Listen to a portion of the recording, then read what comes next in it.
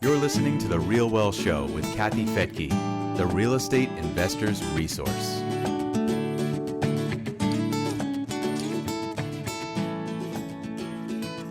I'm going to start answering listener questions here on The Real Wealth Show, starting with questions about Florida. I'm Kathy Fettke, and welcome. So we do get a lot of questions about whether now is a good time to invest in Florida, partly because of the increased storms, climate change, increased insurance costs, and also just higher prices that make the cash flow less attractive. So I thought to help me answer these questions, I would invite one of the property teams that Real Wealth has been working with and referring our members to for the past decade. There's no one better who can tell us how those insurance costs are affecting returns and how higher prices and how higher interest rates are affecting cash flows. So, Brian, welcome back to the Real Wealth Show. Hey, Kathy. So good to see you. Thanks for having me back.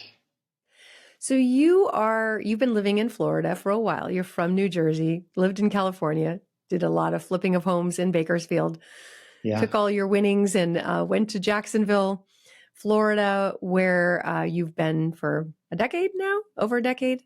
No, we've been there for going on 20 years, believe it or not. Time flies. I know, it's insane. 2005, we moved there. Okay. Like you mentioned, we sold at the top of the California in the last cycle and moved all that money into Florida and got our asses kicked for a few years in 2008, like everybody else that was exposed to real estate, and weathered through that storm and, back to doing really well, and different model, different product, same niche, but we're still single family investors and love hitting singles and doubles. But we got out of the older homes and the rougher C and D neighborhoods, and now we're in A and B class neighborhoods with, as you know, new build and some Airbnb in St. Augustine, which is A class. So just readjusted. So I hear a lot of people who have concerns about investing in Florida today. One, they think that insurance has just gotten too high. Two, they're really worried about more storms. And three, they just think prices are too high and you can't get cash flow. So let's start with number one. What's going on with insurance in Florida? Yeah, so there is reason to be concerned about insurance carriers in Florida right now. If you're in an older product, we are not finding any issues with 98% of our investments are brand new construction, whether it's with my builder partner in the build to rent model, which you're very familiar with and a lot of Real Wealth clients are invested in, and as well as partnered with a smaller boutique builder in my backyard in St. Augustine, doing some Airbnb investments, and that is brand new product as well. So we have found that we're not getting any pushback or headache on insuring these properties that are brand new. If you have an older home, then we have had some cancellations in our personal portfolio. And I've had a couple of clients call me scrambling, "Hey, Brian, we're getting canceled," or "Hey, Brian, the insurance premium is outrageous and it's chewing up cash flow." So the way we mitigate that is the product we're investing in. Why is insurance cheaper and easier to get on new homes? So I think from an underwriting, I'm not an insurance expert, but I've been in the business for 25 years and have always had to deal with insurance. What I'm told from our broker who we speak to on a regular basis is just from an underwriting perspective, brand new product, they don't look at it as a big of risk as these older buildings. It's really just a risk. And I think that's really the underlying theme of insurance companies is what's the risk, and that's how they drive the premium. So brand new building. Also, to sort of jump ahead to your next question, is do not invest in flood zones in any of our new construction product. 98% of the inventory is not in a flood zone, so that's how we mitigate that. In St. Augustine, in our backyard, to be realistic, we're on a barrier island or a couple of barrier islands there. So you are in a flood zone, but a brand new building is how we mitigate that from an insurance perspective anyway. Yeah. Of course, Tim, who worked for Real Wealth for years, and he was our manager of the property teams we work with. He bought a brand new build in Fort Myers, and the storm, the last massive storm. What was the name of that one? Oh, that was a few storms ago, but I was on the phone with Tim checking in on him. We just had Irma. There's it's the tropics. There's a lot of storms. There was, Yeah. there was a storm last week. It was 400 miles offshore. Brought world-class surf, but no damage, knock on wood. Oh, lucky you. Were you on those hurricane waves? A little bit, and then I was traveling for business, so I got a little taste of it, and didn't get. My friends were sending me pictures and videos and saying you should not be traveling right now. You should be home. You don't get that too often in Florida. No, it's just usually when there's a storm, but.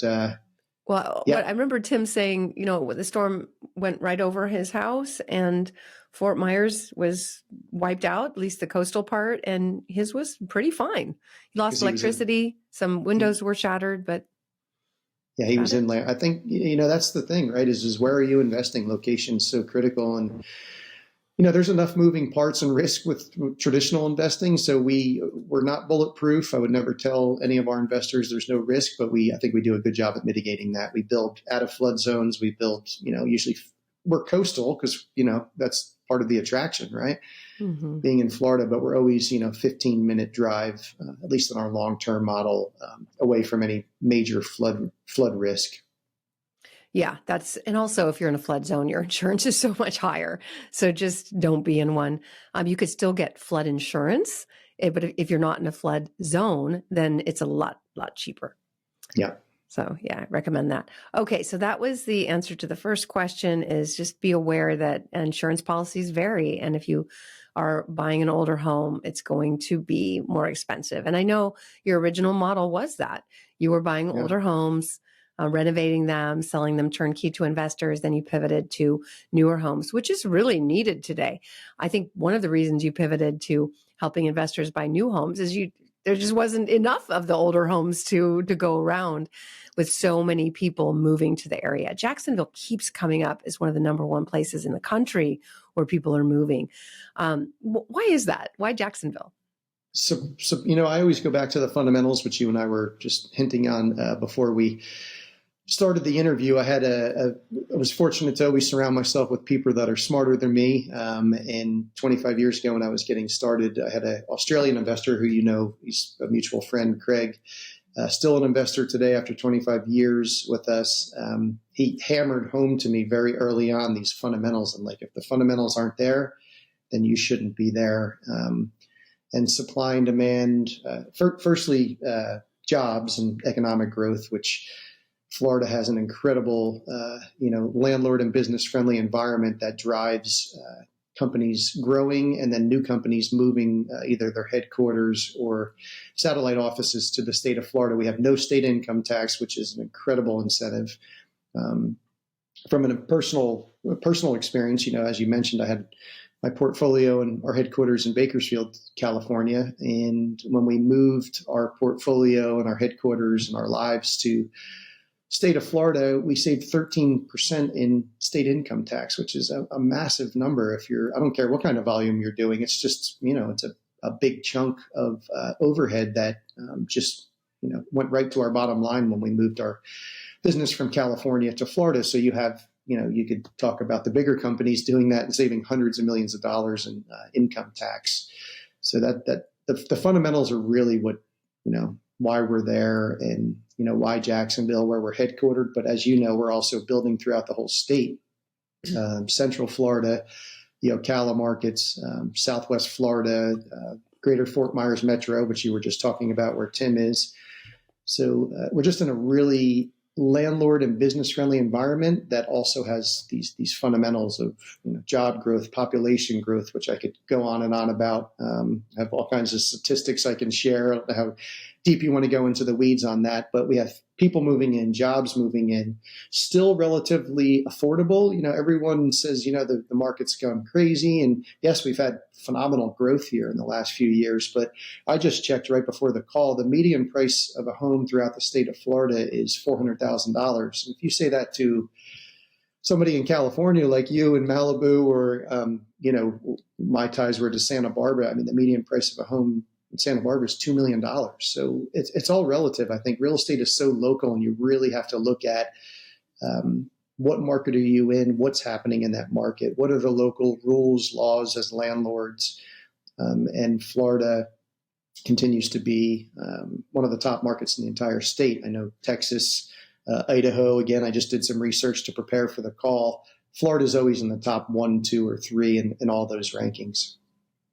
Yeah, absolutely. And yes, prices have gone up. When you and I started working together, when you started helping Real Wealth clients find properties in the area, I think we were still in the hundreds.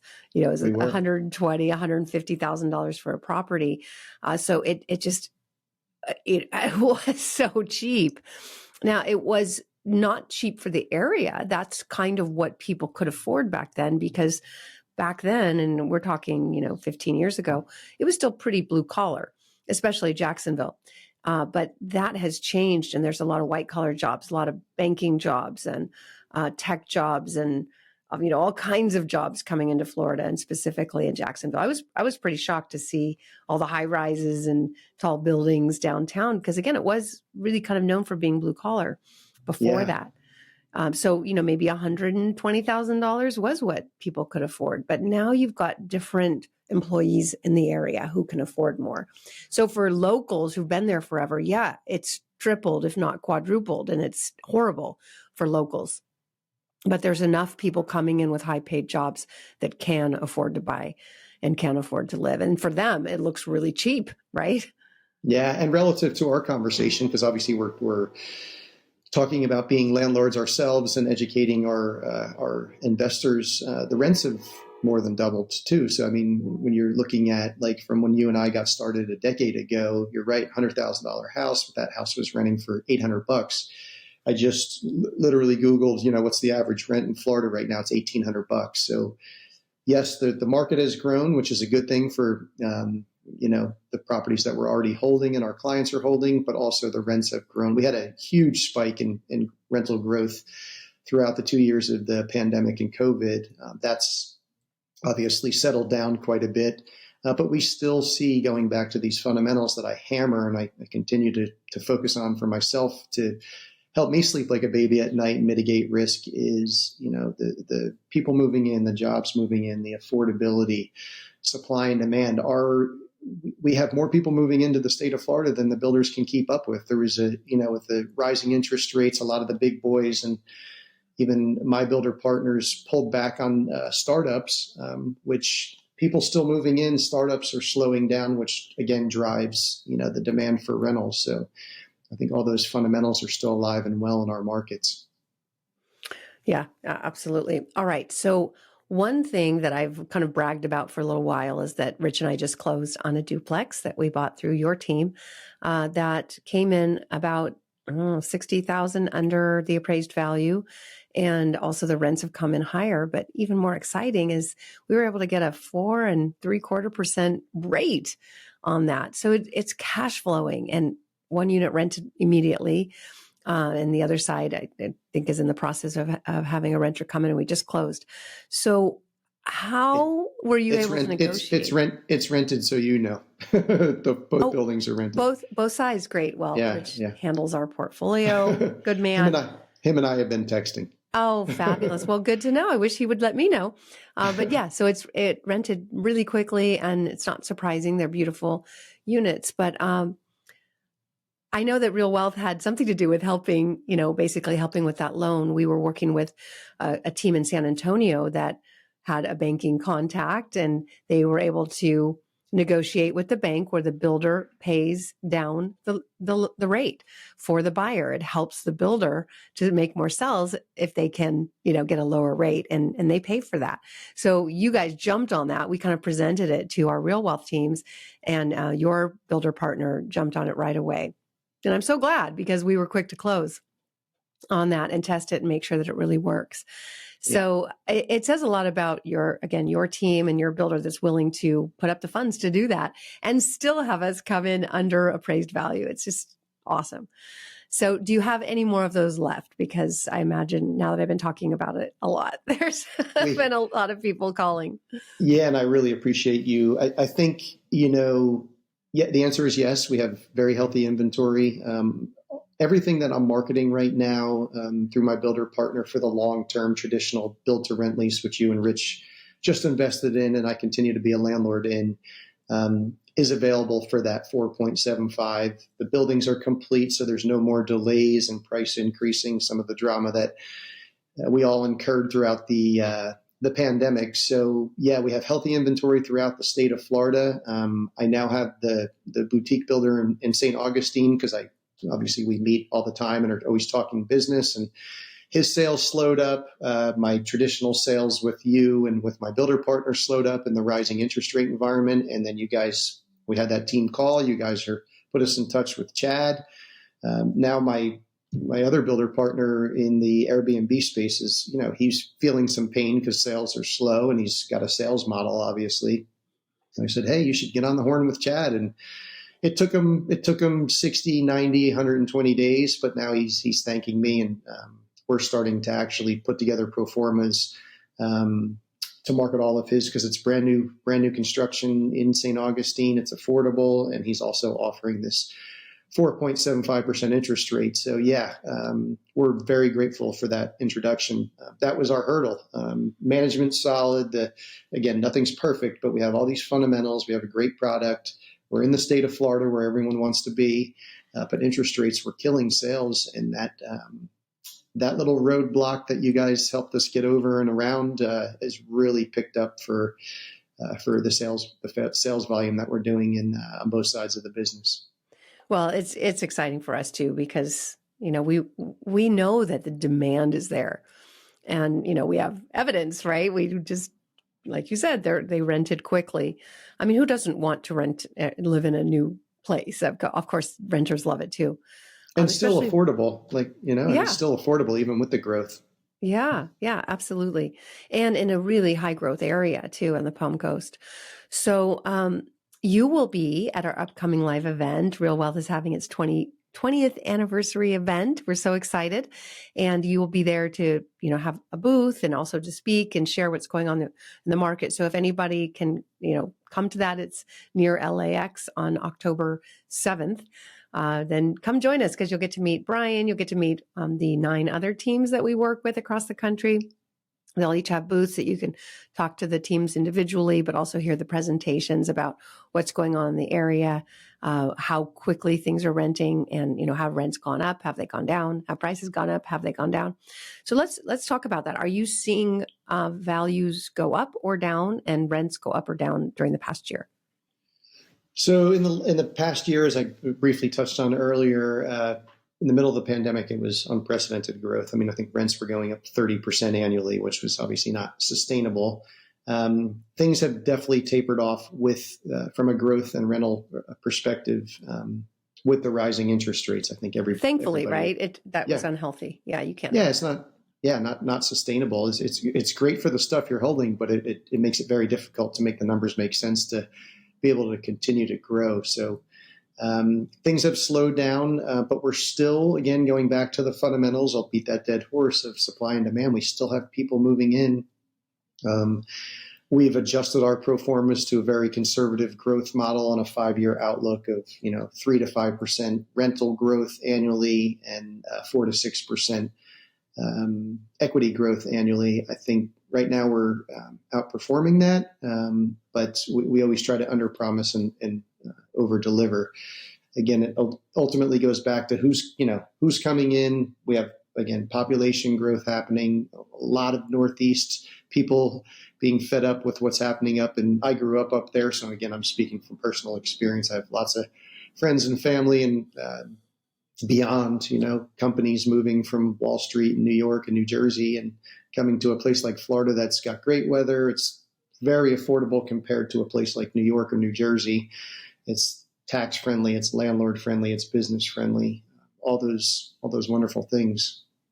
All right, Brian. Well, I really want to thank you for all the ways that you have helped our members build wealth. I know they're thrilled about it. There, of course, were some hiccups over the last 3 years where builders couldn't get the materials they needed. And there were massive delays in building. Sites were completely shut down due to COVID, but those issues are behind us.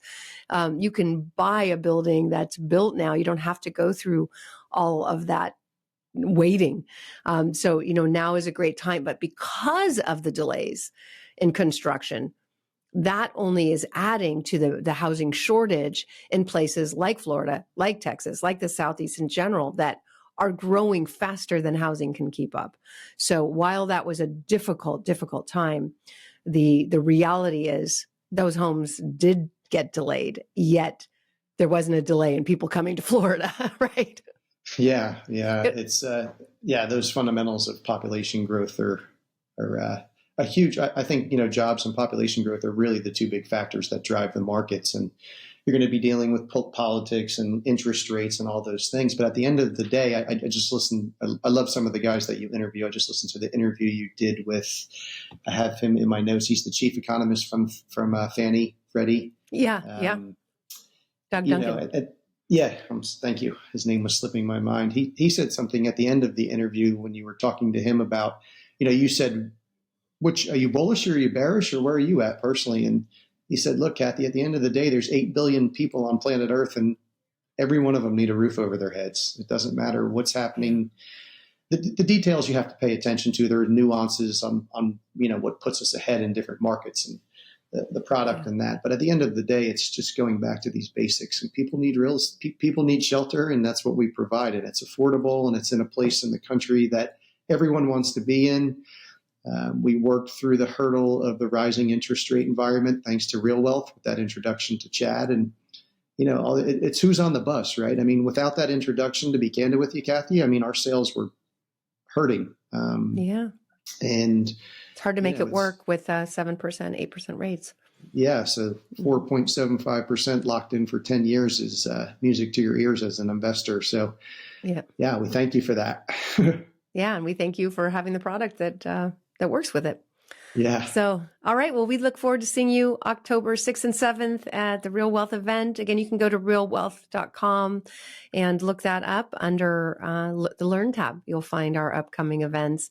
It's, you can just pay for the day. I think it's $100, but you can also join us for the dinner. That's going to be lots of fun. Can't wait. I'm wearing my sparkles. I hope you will be too. And congratulations to Real Wealth on 20 years. That's phenomenal. It's crazy how fast it goes, huh? Crazy how fast it goes. And that's important for people to understand too. So often people look at year one pro forma and they're like, wow, I'm not gonna be able to retire on this couple $100, although we're making more than that on the duplex we bought from you. But it's a long-term play. And I tell you from experience, 10 years, 20 years goes by quickly. And now that pro forma has changed. Rents have gone up. You've paid down a third of your mortgage. You haven't, your tenant has. You've gotten all these tax benefits. So gotta look long-term, got to. And that's one of the benefits you'll get from our upcoming event. We're going to have people who can tell you from experience, who've been with Real Wealth during this past 20 years, who have lived it out and can tell you firsthand that it works. So that's going to be a lot of fun. 100%. All right. Yeah, Brian, great to have you here. And I look forward to seeing you soon. Thanks so much, Kathy. Appreciate you. And thank you for joining me here on the Real Wealth Show. If you haven't joined Real Wealth yet, you can go to realwealthshow.com, join for free. And when you do, you'll get access to other property teams we've been working with for most of them for a decade. Some are newer and they're doing a great job too, like our new San Antonio team that just did a webinar. You can check that out at realwealthshow.com. When you clicked on the Invest tab, you'll see a drop down of all the different cities. You'll get market data and then referrals to the teams in those cities that have been recommended by our over 70,000 members at Real Wealth. Have a great day and we'll see you next time. Bye-bye.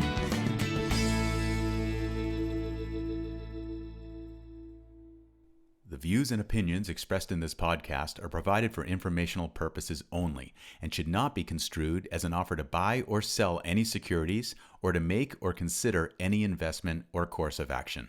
For more information, go to realwealthshow.com.